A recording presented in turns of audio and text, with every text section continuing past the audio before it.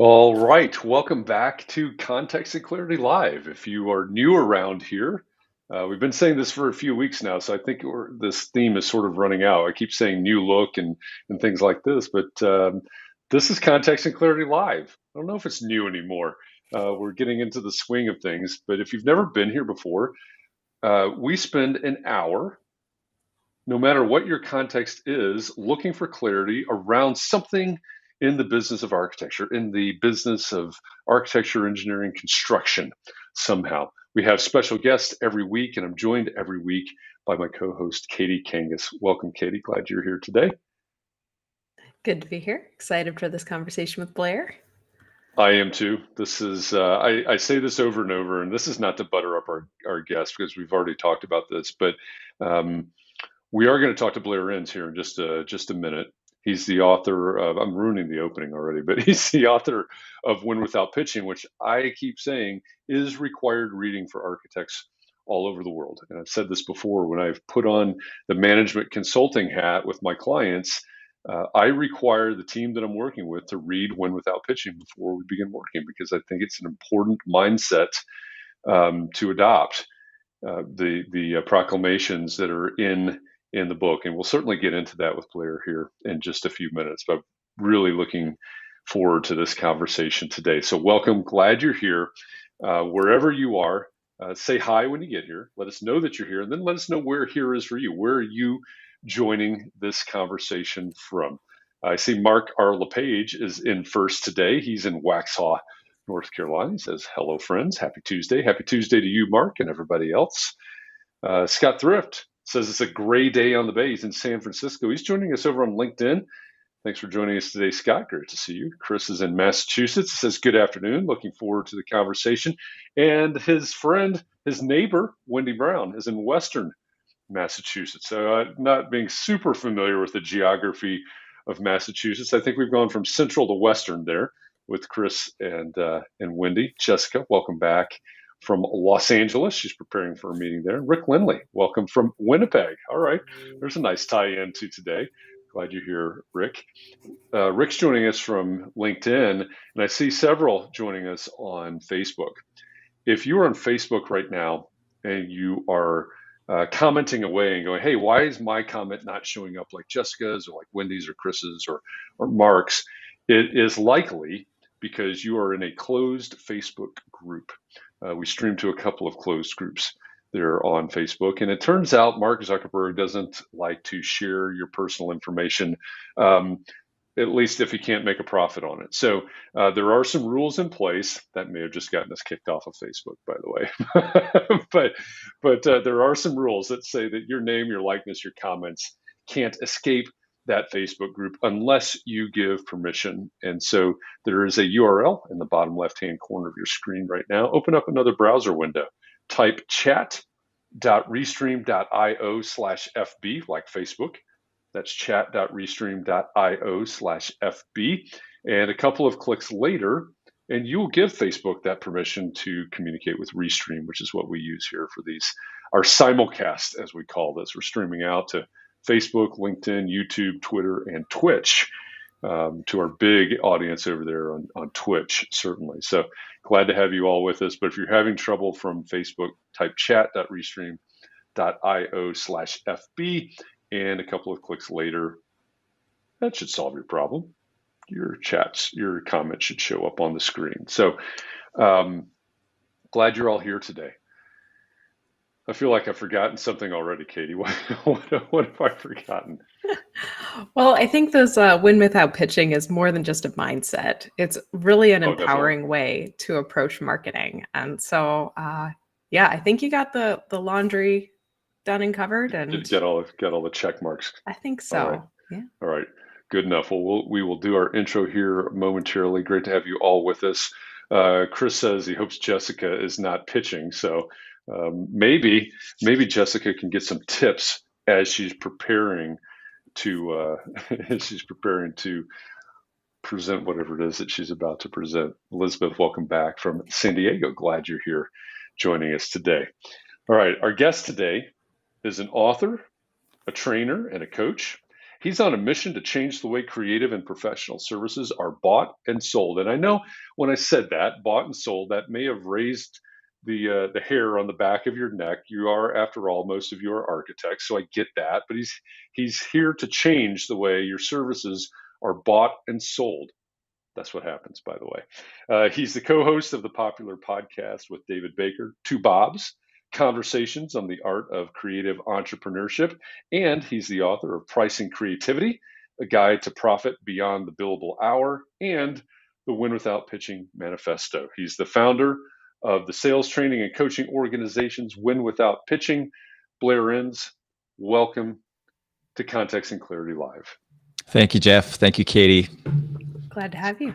I'm happy to be here. It's great to have you here. And you traveled a long way.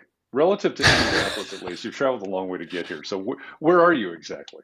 Well, it was a 5-minute drive from my house to my studio, so it wasn't that long. I'm in Caslow, British Columbia, Canada. So if you know Vancouver, I'm a short 11-hour drive from Vancouver. That's 5 minutes isn't bad, is it? Yeah, we're not even a town. We're technically we're a village of 976 people. Okay. Population's gone up since your interview with Mark. It was just 900 back then. Was it? Well, they've been proliferating. It ebbs and flows. Yeah. COVID happened and drove the population up. There you go. Yeah, it did indeed, actually. Yeah. I'm sure it did. Well, it's great to have you here. And as you know, as we talked about, I really think that what you have written, not only in Win Without Pitching, but certainly Pricing Creativity as well, I think it's very, very important for our audience. It's for people that provide the services that we're talking about. Certainly architects, but beyond. I know that you focus or help people in all over creative and professional services. So, what do you think? This is certainly a loaded question. It's a big question, but what do you think is the biggest threat to what essentially are small business owners, right? All of these small firm architects that make up this community are small business owners. What do you think is the biggest threat to their livelihoods when we think about how they do business? Oh, yeah. I mean, we could talk about topical things. One of the things that's top of mind for me these days is payment terms. I don't know how much, if you're residential architecture, you're probably not running into that. But if you're doing work for corporations, you might be running into longer and longer payment terms.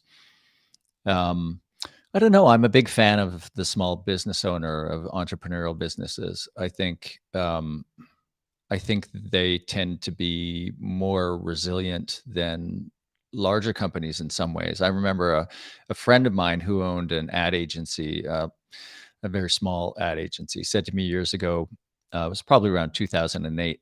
He said, recessions are for other people. We're in a small business. The market's just so big that it just means you have to work harder. Now, I think that might be true in a marketing services business.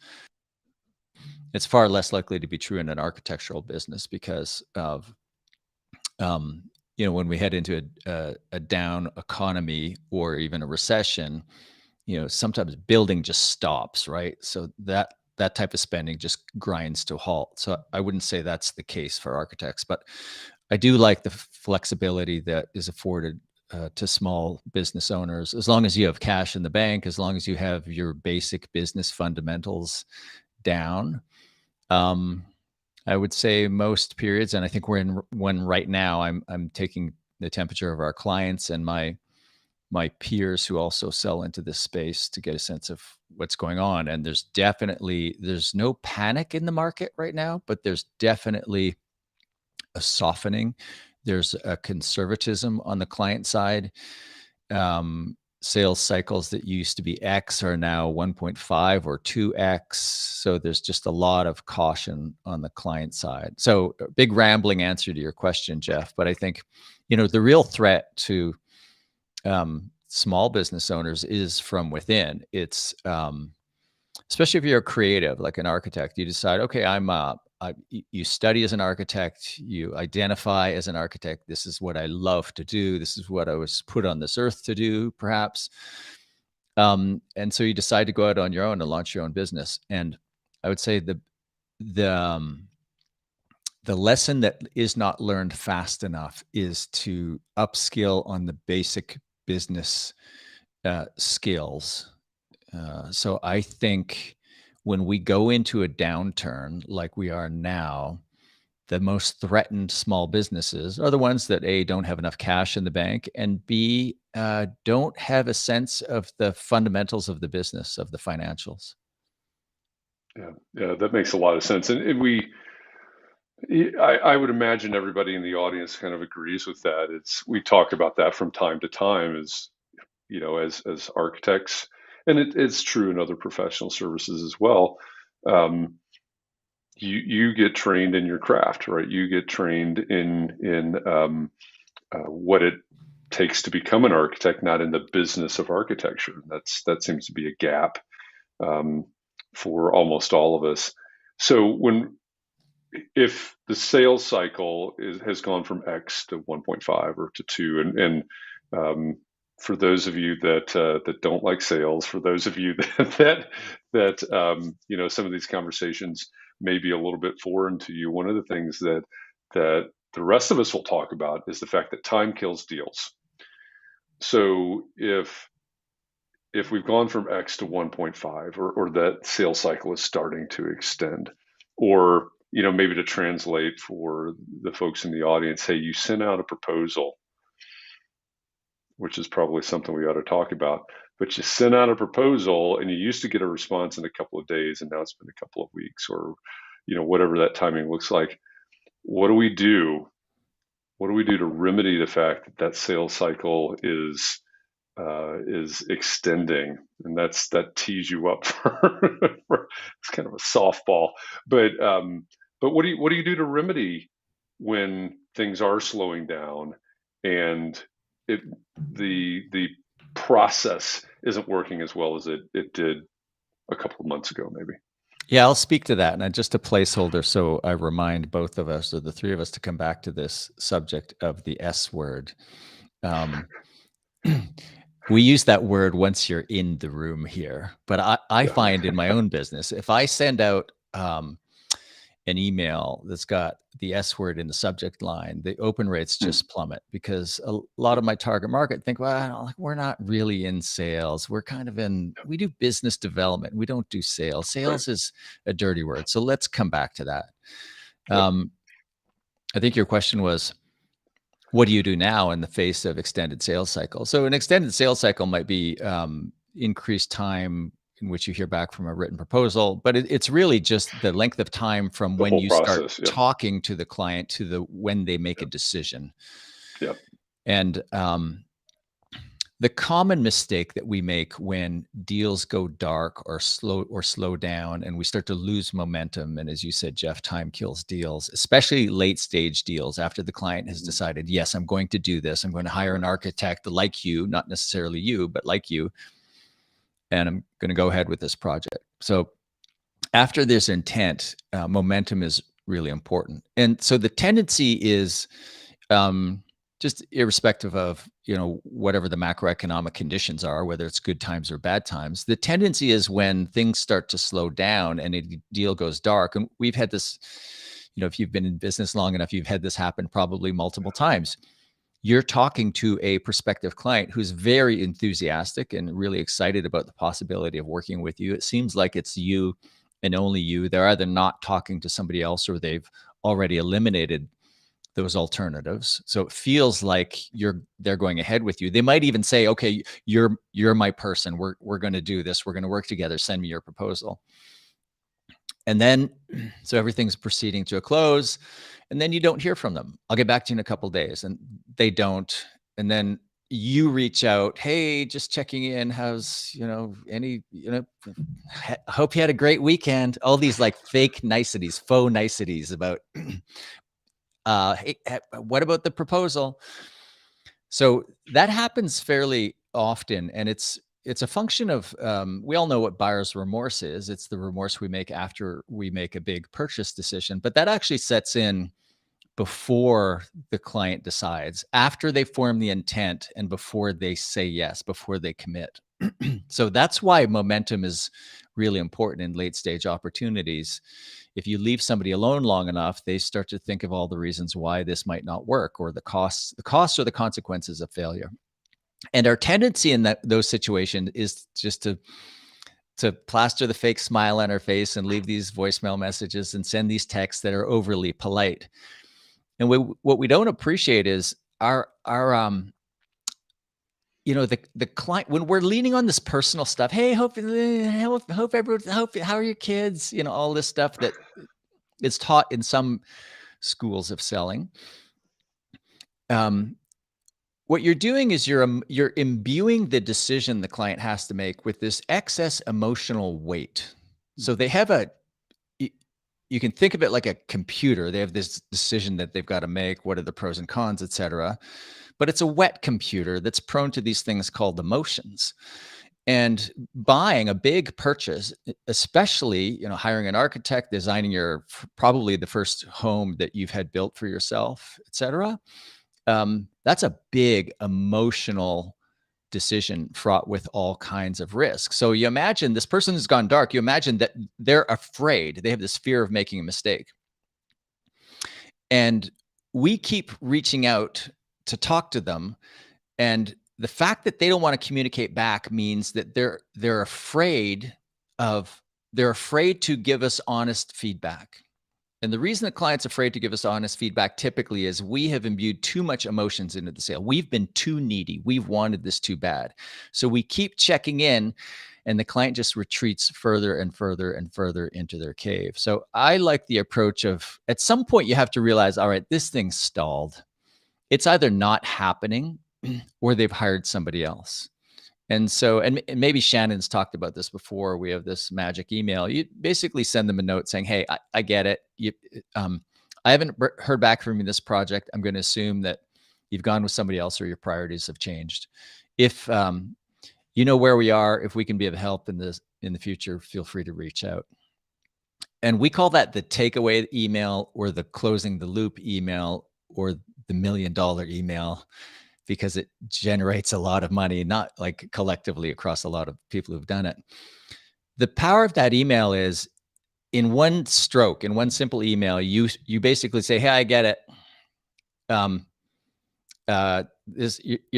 You're no longer doing this. You hired somebody else.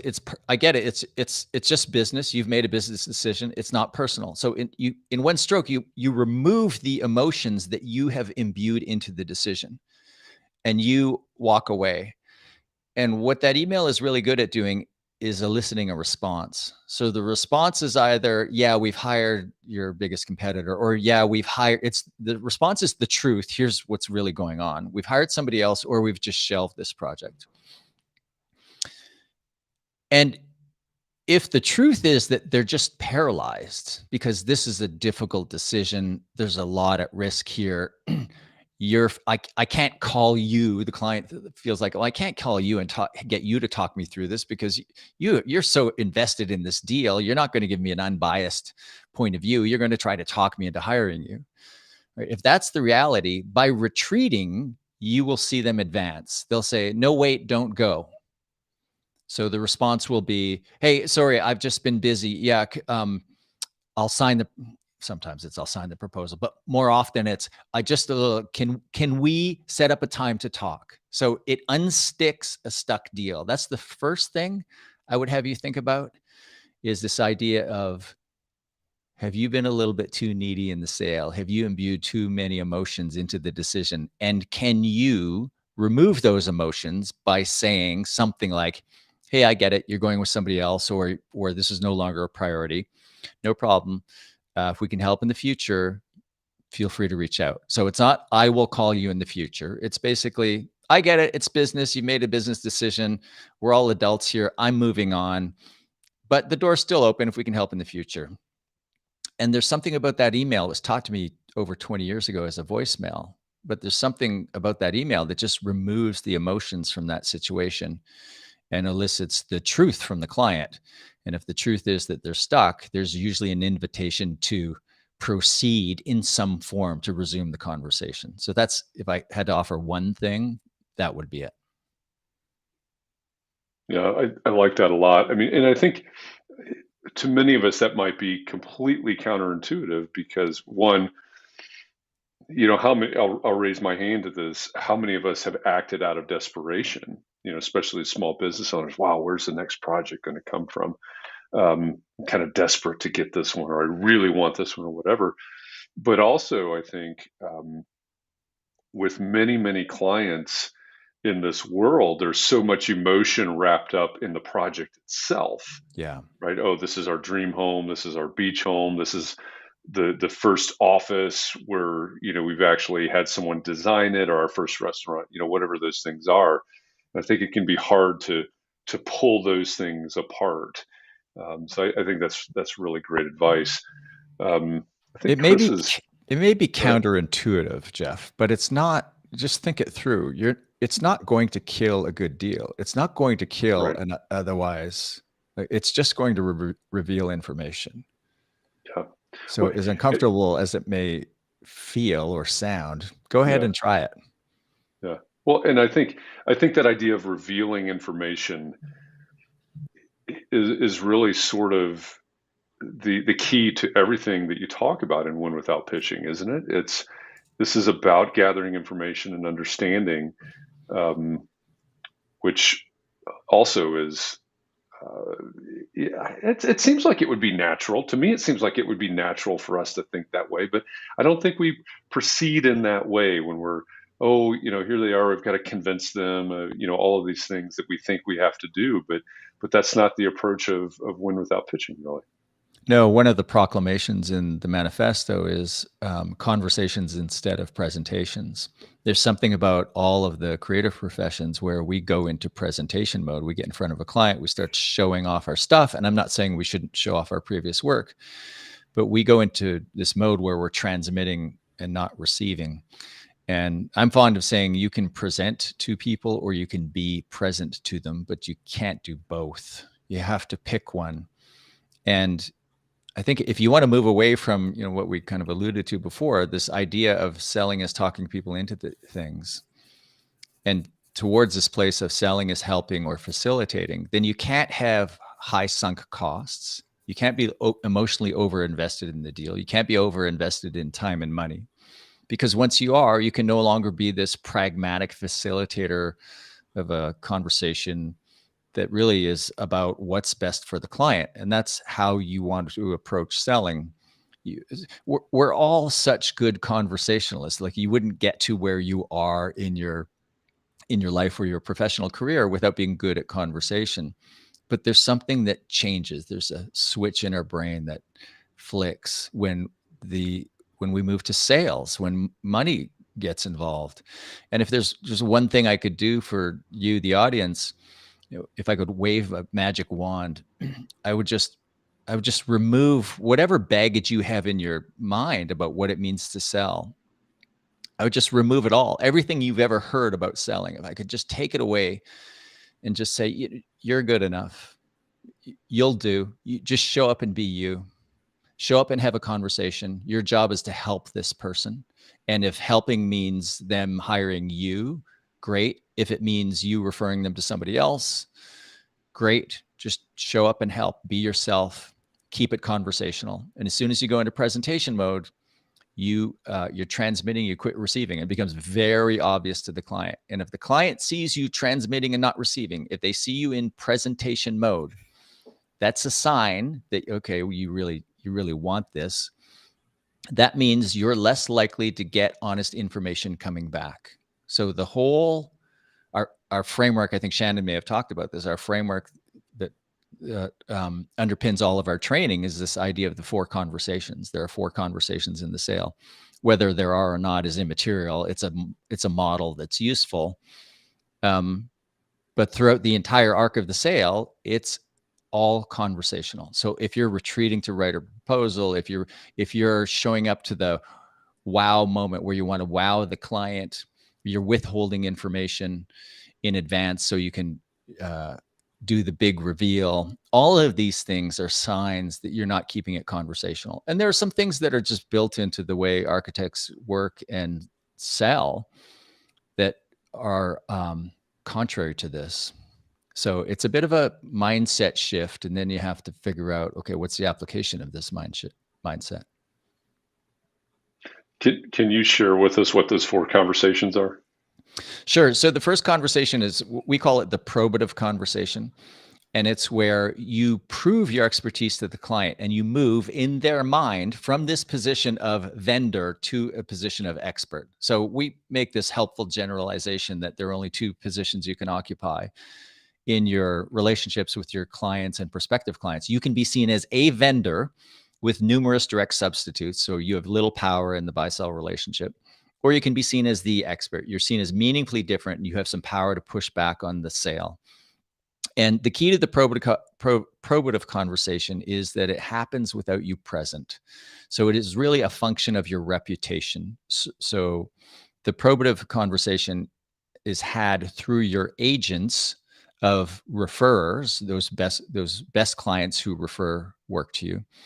And then it might be thought leadership if you're publishing. It might be blog posts. It might be designs on Instagram. It might be something on YouTube, whatever it is. So it's your reputation preceding you. So that probative conversation, the first one, that's different from the 3 subsequent conversations, which are all person to person. They're all like typical sales conversation. Second conversation is the qualifying conversation, where you're just vetting the lead to see if there's an opportunity here. Is this a good opportunity for us? Do they meet our financial threshold? Whatever other criteria we have about clients that we will and will not work with. Once they're vetted, so they get past the qualifying conversation, the next conversation is the value conversation. And that's where you endeavor to set price based on the value to be created. Now, in the architecture profession, a lot of it's just a function of the build price. There are other, there are things that you can't do that I would talk to an audience of designers and ad agencies about. But the value conversation is really, I think mastering the value conversation is the most valuable skill in business. Like, aside from your domain expertise of architecture, the most valuable thing you could learn to do is to have a value conversation, because the value conversation gets the focus on, ultimately we're trying to set price on value. So we're really trying to get to, like, what is the value to the client of this? What is it that they want? And what's that worth to them? Now, whether you set price on that or not, that's up to you. And then the fourth and final conversation is the closing conversation. It's where you facilitated a decision. You help facilitate a decision with the client on choosing the option that is best for them. Implied in that word option is this idea that your proposal should contain options, should contain different ways to engage us at different price points. So the probative conversation, the qualifying conversation, the value conversation, and the closing conversation. I really appreciate that outline. And we recently read a book, They Ask You Answer, in Context and Clarity, where it was fun because he's saying that the new way that people buy pools, because he sells pools, is that they do all the research themselves.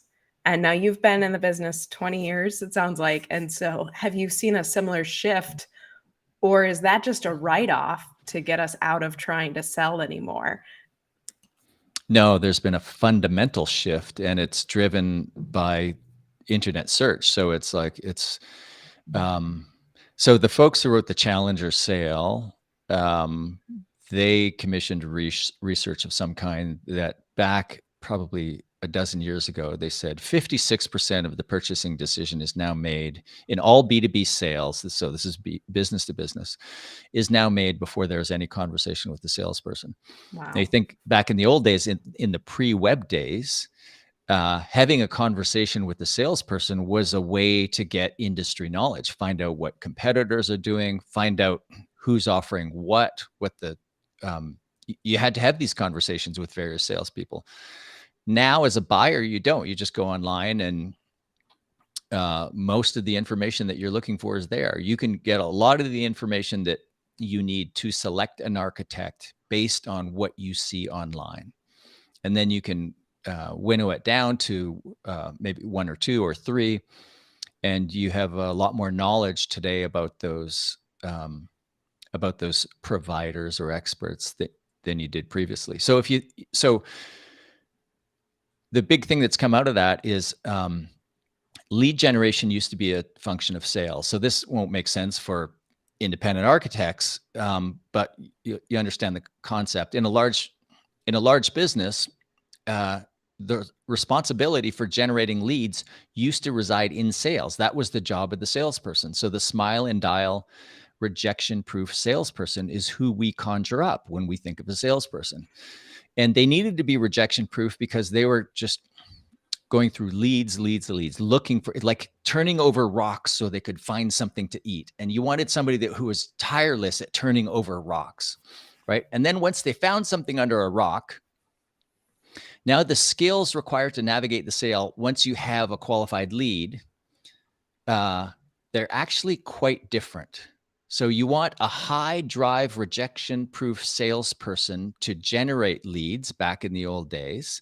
And then you want a calm, patient, discerning, with some subject matter expertise salesperson to navigate people through the sale. Hey, we're experts. We do this all the time. Let me walk you through how this is going to work if you choose to work with us. Especially later in the closing conversation. Closing is really about reassuring, calming people down, because of what we've already talked about, people getting kind of worried, buyer's remorse setting in.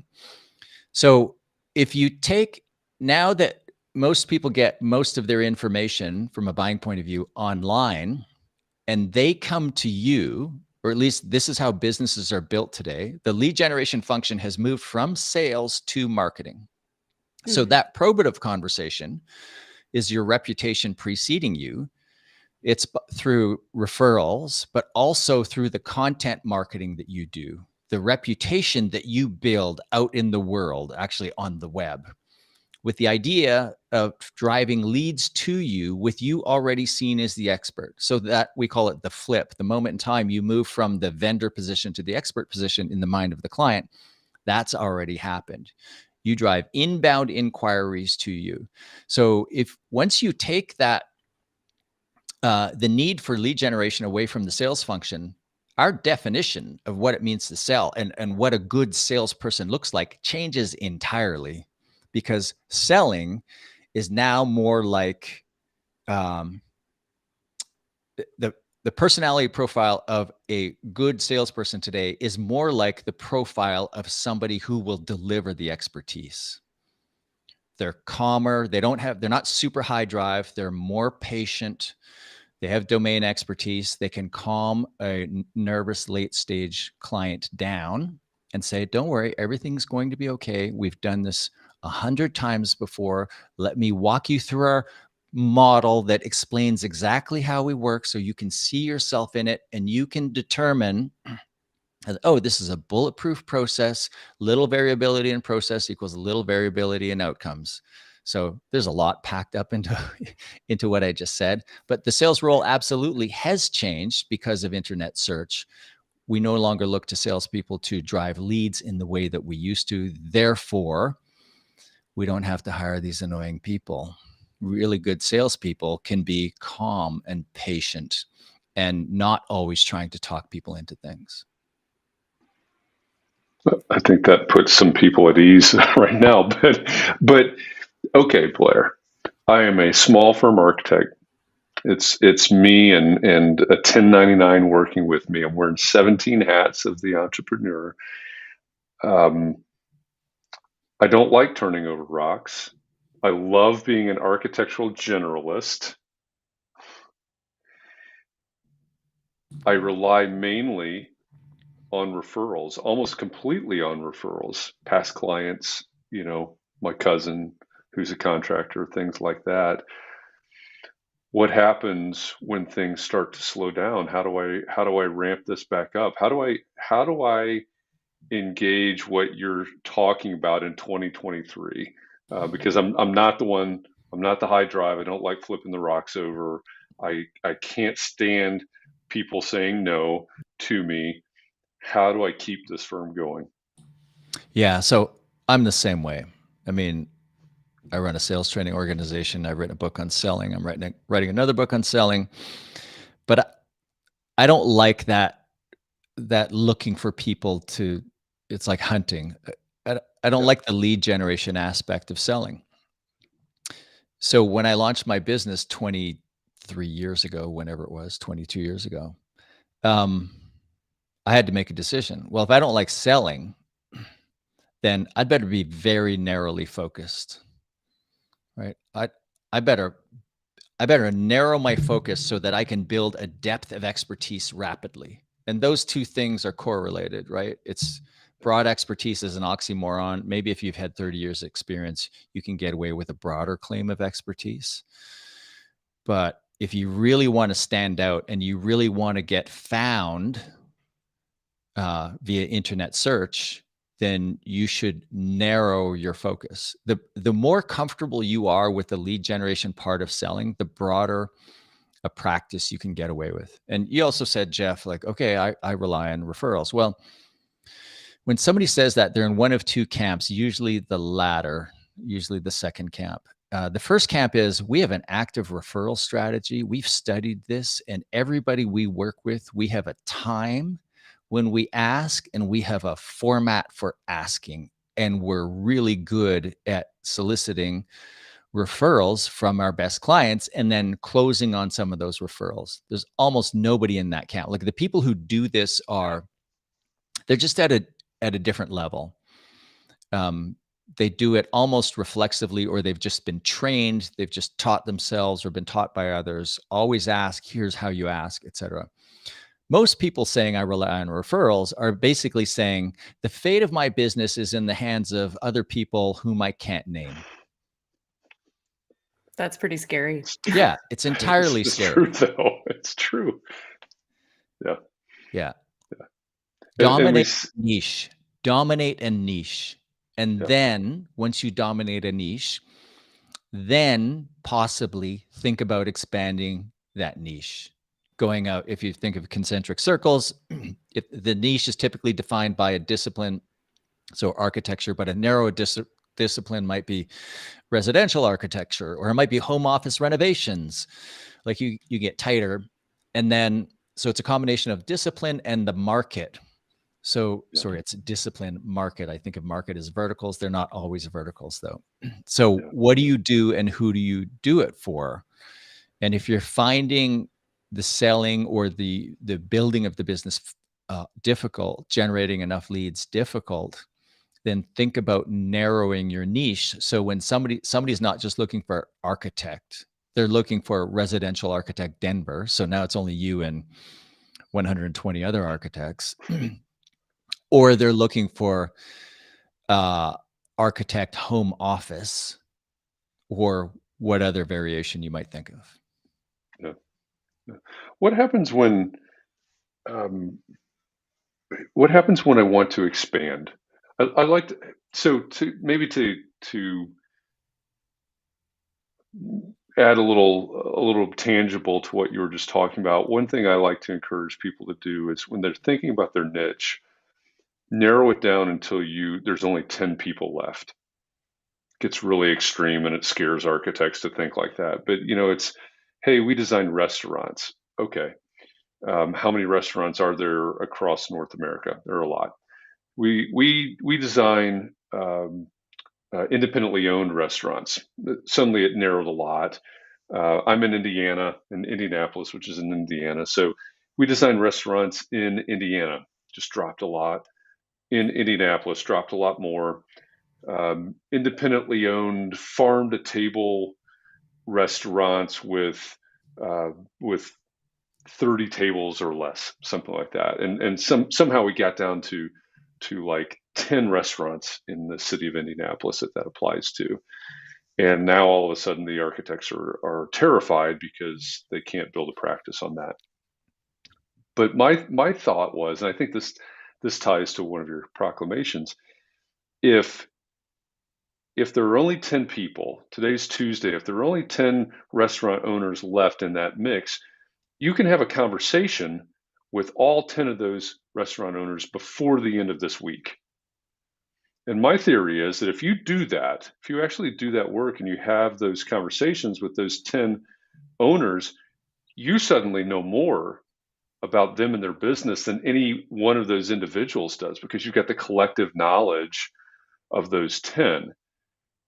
And then I think it also starts to become easy to figure out how this expands back out, because those 10, even though they're the farm to table independent 30 seats in Indianapolis, they know the ones that are in Cincinnati and Chicago and all the other places that are like them. And they know the ones that have 40 seats instead of 30. And it's, if you're serving them at a high level, they're going to refer you to others in their network. But I think that really gets to I've got a cheat here. It's the which one is it?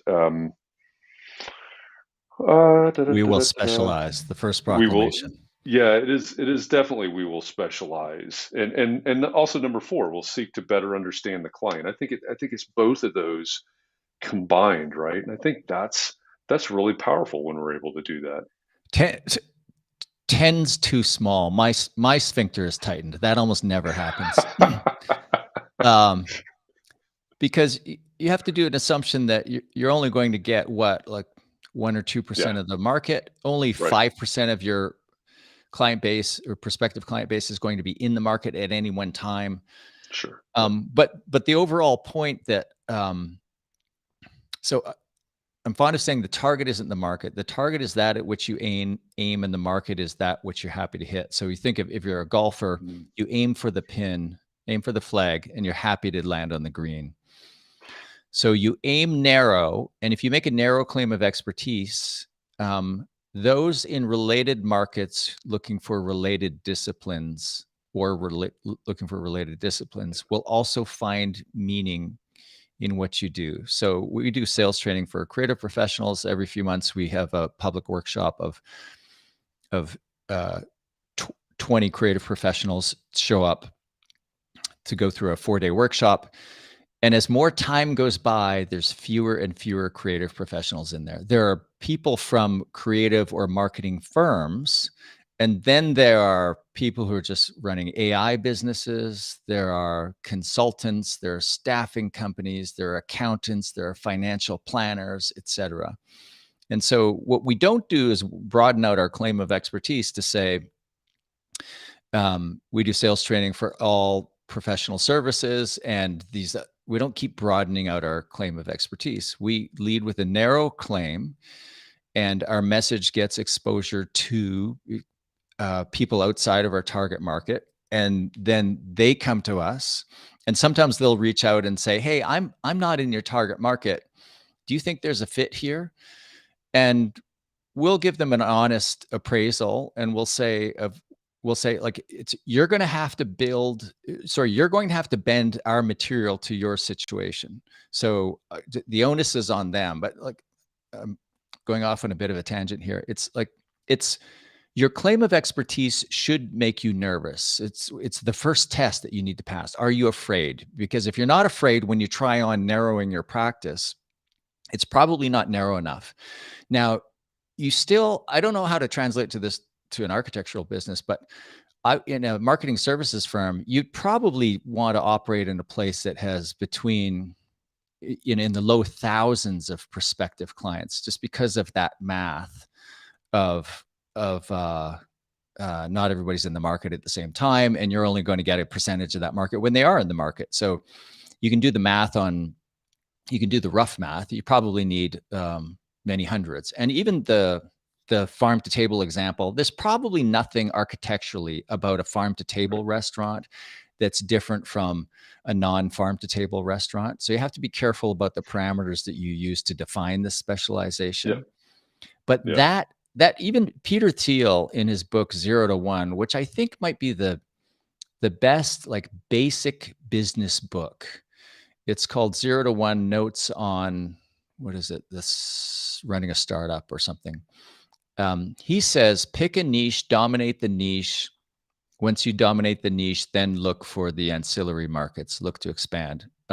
the other answer to your question, Jeff, of how do you grow, how do you expand, your clients will grow your practice. Now, I don't know what repeat business looks like in an architectural space, but this works through referrals as well. So you have a declared expertise of X. This happens with us all the time, sales training for creative professionals. Somebody who's in our target market works with us, has a good outcome. They say to their friend who runs a management consultancy, hey, this isn't exactly your target market, but you should read this book because I think you would really benefit from this. So then they read the book and they decide, no, this applies to me too. So the market is always bigger than that value proposition that you are taking to your target market, which by definition is smaller. Yeah. Yeah. I think so. There's some really good comments, if you don't mind me bringing one up that's related. Bonita, kind of related to this idea of specializing. What if you have proven yourself as a specialist in an expertise, but you're not what your client is expecting? If they're expecting a larger firm, it looks like Bonita is a sole practitioner. And so the client gets turned off by that fact. How would you start to respond to that? So there's a binary situation here for the most part, where either that smallness of your firm is actually a real impediment to you delivering the value that the client seeks, or it isn't. And I suspect in the early days of every small business, that small business owner has this fear that they're going to be found out about their size. And what you really, I had that fear too. What you really should do is just own it. Just absolutely own it. That fear is nowhere near as real as you think it is. And the way so many businesses work today is just they have this ability to flex through 1099s, through other contractors, through partners, et cetera. So I would just proudly own the fact that you're a small firm. But, on the subject of objections, we have this point of view that, yeah, you want to learn to overcome objections, but you're better off you're better off being the party in the relationship that puts the objection on the table and asks the client to address it. So if you become aware of the fact that there is an objection, a potential reason not to do business together, you should put it on the table and ask the client to speak to it. So if you're getting this sense that the client really wants to work with a large firm early in the first conversation, you should say something like, hey, before we go too far, I get the sense that you're looking to work with a big firm. You need to know that I'm a solopreneur. Pause. It's really important that you pause after that, because whatever you hear next will be really important. So I said an objection is a reason not to do business together. You can also think of it as a gap between what the client is looking for and what they think they're going to get from you. And you simply point out the gap. Now, most of you try this on, you think, well, why would I do that? You want to hedge your bet. You want to close the gap. You want to say, I'm a solopreneur, but I'm confident in my ability to do the job. Don't say that. Just say, hey, it seems like you're looking for a big firm. I'm a solopreneur. And the client might say, oh, well, I knew you're small. Like I assume you have the ability to add like one or two other people. I don't think it would be too many people. It's not that big a project. And then so they start to close the gap and give you permission to close it the rest of the way. And you could say, yeah, we have lots of contractors we work with, lots of outside partners we could bring in. I've worked on projects larger than this before. It's absolutely not an issue from my point of view. It just seemed to me like it was an issue for you, so I wanted to speak to it. Or they might say, oh, I had no idea. I thought you had 15 people. No, that's absolutely a deal killer. Well, if it's a deal killer, you want to find out now, early on. Right? That's brilliant advice. And I think it goes to your point earlier. I think step number 3 is communicating your value and being able to leverage those skills and what you have going for you to your clients. I love it. Step number 3 is uncovering the value to be created. That's an entirely different thing. Sorry. That's really all about the client. What do you want? What does success looks like? What's the value of this to you? of this new build? Well, the value is I come home, I feel relaxed. I feel I'm willing to entertain again. I'm happy to invite my family home for the holidays. That's the value. In a B2B situation, there might be some economic value, but in residential architecture, all the value being created is entirely personal. What's the value of this to you? And if you can get the client to articulate the value, okay, that's the goal. We want a nicely designed place that meets all these parameters that you've already listed. And the goal is for you to come home to feel relaxed, to feel empowered, to entertain again, to feel confident and joyful at having the family over for holidays. You want to build a place where family gathers, and you want to feel proud about it. If you get that out of the client and you repeat it back to them, they will feel heard. That's awesome. Another comment we had was, how do you choose that expertise? How do you hone that blade to build that niche? Because I think another article you wrote, you were talking about responding to market conditions and like maybe be willing to question your business model during a recession. When do you choose to switch gears and how do you start to hone it? Are you responding to the projects that are coming your way? Are you responding to your personal passions or the market that you see available to you? Yeah, I think the first step is to look at the work that you've done historically. Like what's the work that's easiest for us to win and where maybe that's the most profitable. Start there. But then also once you've finished mining your past, then there are other questions you can ask about your past, but look at what you've done historically. Once that's done, then try a bit of a fast track strategy exercise and just ask yourself, like, what's missing in the marketplace? Like marketing, there are different definitions of marketing, but the one I heard over 25 years ago that really speaks to me, it's very similar definition to entrepreneurship. Marketing is looking at the market, asking yourself what's missing, and then matching a product or service to that need at a profit. That's the definition of marketing. So most people on this call, they're not marketers, they're producers. So those are the two main roles that you can play in business. You're either a marketer or a producer. A producer says, I know how to produce X, chairs. In this case, it's architecture. I know how to design buildings. I'm going to open a business and hope that I can find a market. So producers struggle with marketing, marketers struggle with production. I forgot your question. It just went off on a tangent there. It was defining expertise. I think we did a good job of it. At least a start. It's a hard one to figure out. We have another big challenge from Rick, RFPs. And so this is very common, especially because when public money is involved, an RFP is required because that government entity and nonprofits are required to get competitive bids for even design services. So I had a personal policy when I started my own business was that I wouldn't do a single RFP. And I immediately broke that. And I did get the project. But what is your advice on the RFPs? So I did a speech many years ago now in, I guess it was in Boston. My first question afterwards, somebody said, I was talking about RFPs. And somebody said, I live in Washington, D.C. All of my clients are government and not-for-profit associations.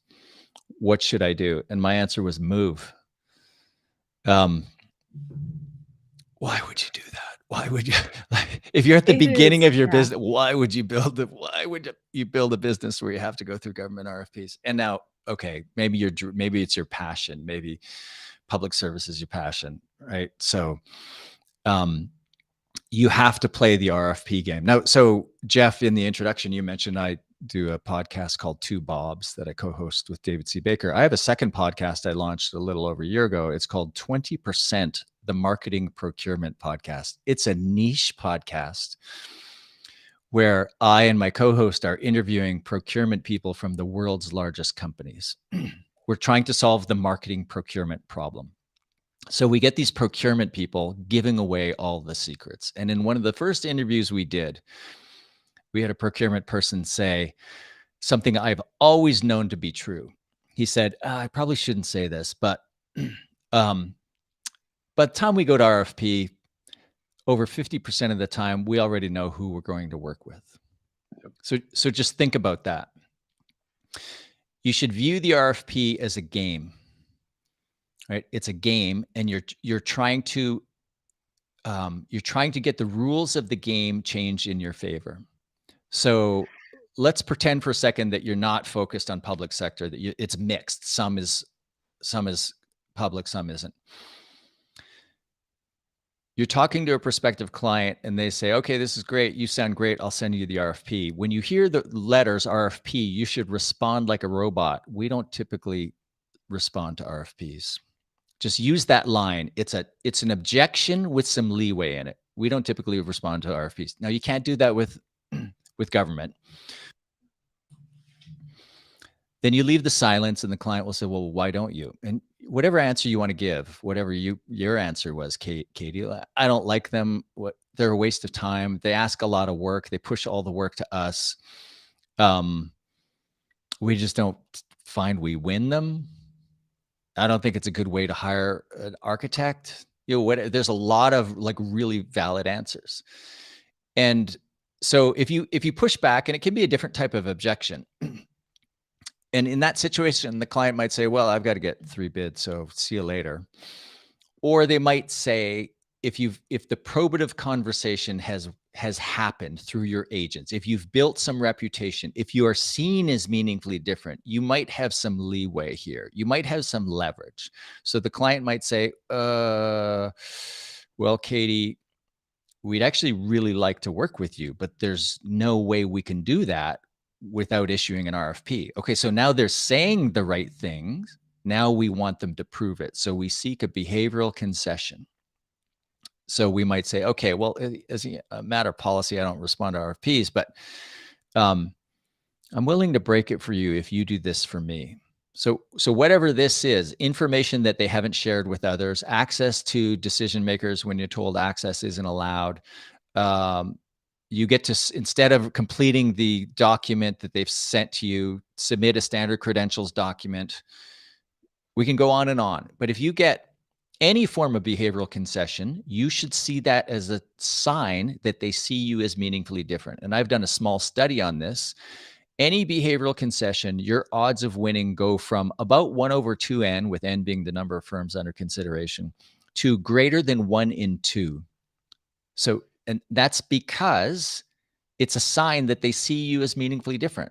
They're willing to bend the rules to you in a little bit. And if you can extract a more considerable concession, like access to senior decision makers when you're told access isn't allowed, that's a big one. Then your odds go way up. You're almost guaranteed to win. They're saying to you, okay, we really want to work with you, and we understand that you don't like this process. We'll bend it a little bit for you. And we'll bend it a little bit more. So you should always be seeking a behavioral concession in an RFP. You should always be asking to be treated different in some small way at first, and then maybe ask for a little bit more and a little bit more. And you should see the granting of that concession as an invitation to proceed and a sign that you are more likely to win than you are to lose. And if you do not get the concession granted to you, you should take that as a sign that you are highly likely to lose.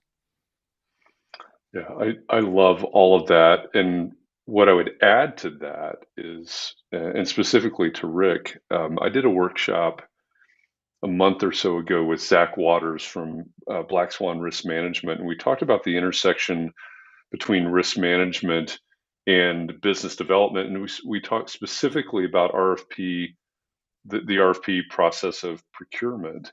And I love the statistic that you just shared there, Blair, because that's not one that I had. But my encouragement for everybody in that workshop is, if we think about this in terms of a timeline, left to right, hey, the board of trustees just said there's a project coming 6 or 7 years down the road, to the RFP, to completion of the project. The more engaged you are at the left end of that timeline, the more likely you are to win. And this is, I think that's the area where all 12 of these, well, I think all 12 of the proclamations, maybe maybe I'm a little bit off there, but that is definitely the realm where Win Without Pitching can play in the RFP process, because the more involved you are in the left, if you're reading the business news and you see that an RFP came out, forget it. Don't even bother at that point, right? Yeah. If you weren't part of that conversation somewhere in the left of this timeline, forget about it. I would have said it's a crapshoot, and the statistic that you just laid out, Blair, makes it even worse, right? You've got to be involved. The niche, the specialization, the understanding your client, all of those things, combined with having conversations, combined with the possibility of maybe even being involved in the shaping of that RFP, all of that stuff to the left end of that timeline is critically important if you're going to play the RFP game. Absolutely. That's a great question. I'm glad we were able to address that. That's a really good one. And I just realized we're past the top of the hour, so we've been going at this for a while. Blair, have you got another 3 hours? Let's just keep going. Yeah, this has been a joy. Lots of great praise for the conversation already. I really appreciate everything that you do, Blair. The writings, the podcasts, the conversation. We didn't even mention the conversations with Chris Do on the Future FUTUR YouTube channel over there. All of it is fantastic. If you have never heard of Blair Enns before, I hope that you listen to this conversation again. I hope that you check out Win Without Pitching. I hope you check out Pricing Creativity, 2 Bobs, 20%, all of these things. Because we all need to learn what Blair is sharing here, and what he and Shannon train us to do in their training products over at Win Without Pitching. So let me just throw up, I forgot to do this, winwithoutpitching.com, bottom left of your screen right now. Go check out what they're doing over there, and you definitely will not be sorry. The other thing that I meant to touch on but forgot was that silence, that moment of, not even moment, just letting it lay there and letting it marinate. I heard you mention that, I think, in a conversation with Chris Do, and I remember thinking, how hard is that, but how powerful is that, just to lay it out there on the table and then wait for the other person to respond. Blair, that's you must really be hard great at poker. I don't have the probability down quite yet. He's a card counter.